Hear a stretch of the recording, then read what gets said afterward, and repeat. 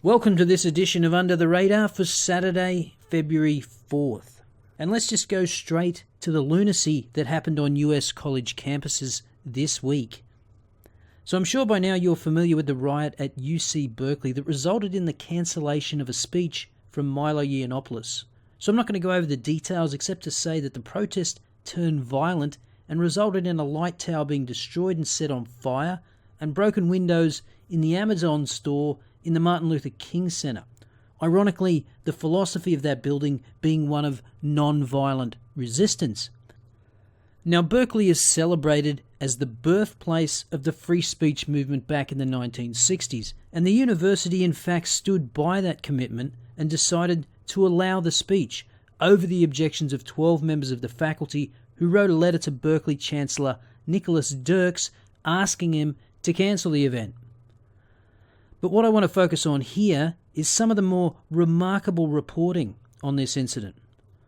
From Newsweek, Milo Yiannopoulos gets schooled at Berkeley. Ferocious protests greet right-wing provocateur. Ferocious protests, I guess that's what you call a riot without calling it a riot. On Wednesday night, several hundred people decided the University of California at Berkeley would reclaim its reputation as a crucible of radical activism. They did so in a fiery, violent protest against right-wing provocateur Milo Yiannopoulos, whose dangerous faggot tour had drawn protests around the country. At the University of Washington in Seattle, a gunman sympathetic to Yiannopoulos' abrasive brand of conservatism opened fire, hitting a protester in the abdomen. Undaunted, the 33-year-old gay Brit went on barnstorming college campuses. Yeah, so some guy just opened fire at the University of Washington. Now, as far as I'm aware, the shooter at the Uni of Washington was not arrested, which would seem odd if he just opened fire on a crowd. And he's claimed self-defense, and the victim of the shooting is not even looking to escalate the situation. Yet in the place sometimes known as Berkeley, he appeared to have miscalculated the ferocity of the resistance he'd face. Berkeley was to be the last stop on the dangerous faggot tour, in which Yiannopoulos, an editor at the white nationalist website Breitbart, goes through all the far-right complaints and nostrums one might find at a Trump rally, only delivered in a British accent. So there you have it, 2 paragraphs in, and he's been smeared as promoting violence, and now he's a white nationalist. Protesters made sure that didn't happen at Berkeley. Geez, the author is really proud of these scumbags. Gathered at Sproul Plaza, where the free speech movement began in 1964, they succeeded in getting the event cancelled with a sustained demonstration that began several hours before its scheduled 8 p.m. start. Do you not see the irony, you idiots? You're gloating about the fact that you got a speech shut down in the home of free speech. Talk about cognitive dissonance. Now, apart from the violence on campus, a Walgreens was tagged with graffiti, including one that said, "Kill Trump." Protesters posed happily in front of it for pictures. Several bank branches were severely vandalised in downtown Berkeley, including a Wells Fargo outlet, whose ATMs were defaced with Soviet hammer and sickle graffiti, and a Bank of America whose glass doors were shattered with a concrete garbage pail. Nearby, a fire burned on Shattuck Avenue.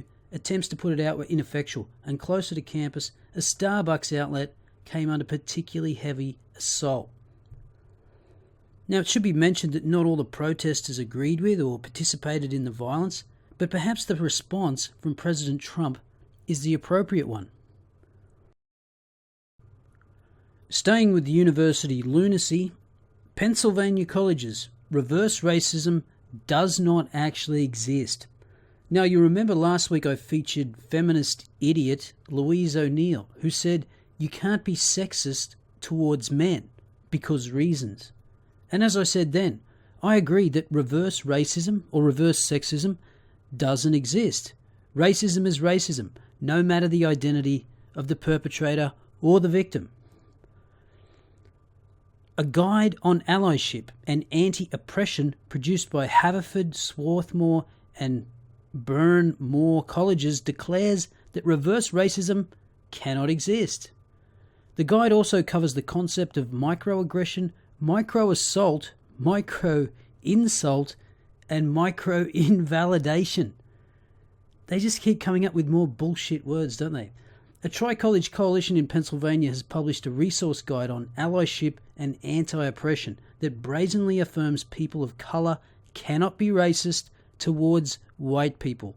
The guide, made available for students attending Haverford, Swarthmore and Burnmore colleges, provides a seemingly exhaustive list of terms on the topic, including reverse racism, which it then contests is not actually existent.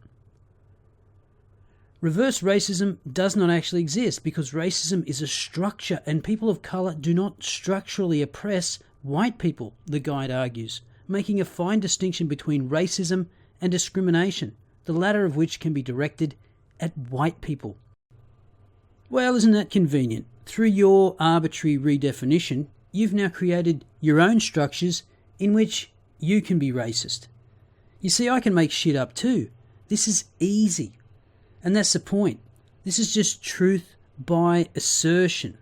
But I'm sorry, you don't get to redefine what racism is just because it suits your particular ideology.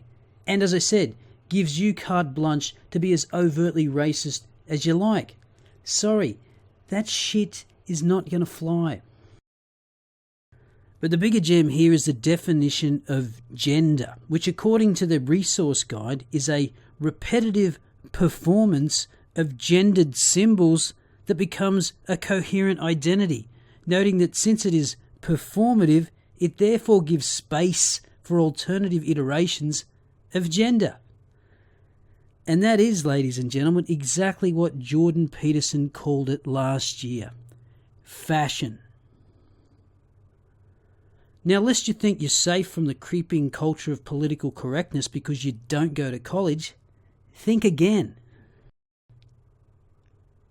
Don't call pregnant women expectant mothers, as it might offend transgender people, BMA says. The British Medical Association has said pregnant women should not be called expectant mothers, as it could offend transgender people. Instead, they should call them pregnant people, so as not to upset intersex and transgender men, the union has said. The advice comes in an internal document to staff outlining a raft of common phrases that should be avoided for fear of causing offence. The elderly should be referred to as older people, disabled lifts called accessible lifts, and someone who is biologically male or female should be called assigned male or female. The BMA said the document was purely guidance for its staff on effective communication within the workplace, not advice to its 156,000 doctor members on how to deal with patients. Have you noticed how they all say this? Oh, it's just guidance. It's not compulsory. No, but you will be demonised and persecuted if you don't conform. But it gets better. The guide also advises against using the terms born man or born woman in relation to trans people, as these phrases are reductive and oversimplifying a complex subject. Well, that's true. Mental illness can be a complex subject. Elsewhere, staff are told to substitute the words surname or last name for family name. Mankind and manpower should be avoided because it is not good practice to use a masculine noun. Instead, swap for humanity and personnel. And listing prefixes for names such as Professor, Doctor, Mr., Mrs. or Miss should not be put in a particular order on forms to avoid a perceived hierarchy. I had to stop at least twice to check that this wasn't an Onion article. And I know it's cliche to say at this point, but I doubt George Orwell could have foreseen this level of language policing. And what would Under the Radar be without reference to some women's issues? Girls Allowed. Why women-only co-working spaces are the latest office trend. Oh, Jesus! I thought using the word girls to refer to women was demeaning. I mean, this is getting very confusing. How would you like to work with 0 men? Now, just imagine the backlash if you saw a headline saying, how would you like to work with 0 women? And then think about the huge number of men that would put their hand up and say, fuck yes. Part of the purpose of these female-only spaces is to allow women to work and network away from the frustrations of a male-dominated office culture. Women are craving community, connection and confidence, and that's what we're going to give them, Stacey Taubman, 38, tells Bloomberg. Taubman is the founder of Rise Collaborative, a co-working space set to open in St. Louis in January. Members will be offered networking events, a book club, and the chance to get involved with mentoring teenagers. So how does this fit in with the diversity mantra when you're excluding one half of the population? Not surprisingly, the article doesn't address that. And of course, you have to ask the question, if men-only spaces were opening up, whether that would survive scrutiny. I have my doubts. And given the complaints about sexist air conditioning or the fact that some women might overhear a comment that she finds offensive in the office, I'm sure a lot of men would appreciate having the language and behaviour police off their backs as well. So I have to be honest here and say, as long as men are granted the same freedom of association, I don't have a problem with it. The type of women that want to self-segregate are probably the biggest pains in the ass anyway, so I say, let them. And for the final story, here's a blast from the past. Remember old Clock Boy? Well, it seems he's had his clock well and truly cleaned. So just to remind everyone, in September 2015, 14-year-old Ahmed Muhammad claimed to have built a homemade clock and brought it to school to show his teachers. One of the teachers freaked out, thinking it was a bomb, confiscated it and reported him to the principal, who then called the police, and they took Clockboy away in handcuffs to a juvenile detention centre. Later it was determined that Clockboy had no malicious intent and he wasn't charged, and then the teachers in the school were accused of overreacting and Islamophobia. So in one of his biggest acts of virtue signalling, Obama invited Clockboy to the White House, where there was a press conference, photos with astronauts, and Obama said that America should inspire more kids like Clockboy to enjoy science. But it turns out Clockboy was no genius, and in fact all he did was take the cover off an existing clock and transplanted it into a pencil box. This is the photograph of the device that he created or put in here. And what this is a commercial alarm clock, as you would purchase in any department store and use at your bedside. And all that he did was remove the plastic case from the alarm clock.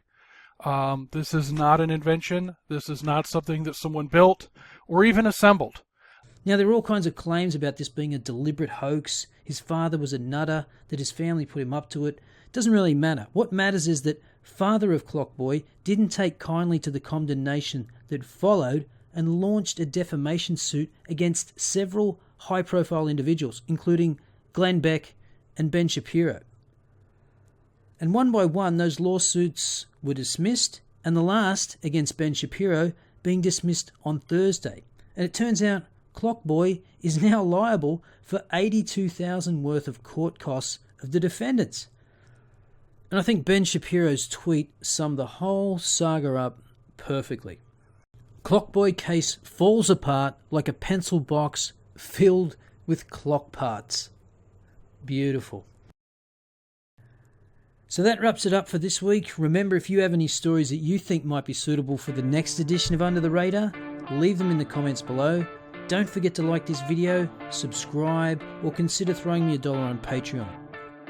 See you next time.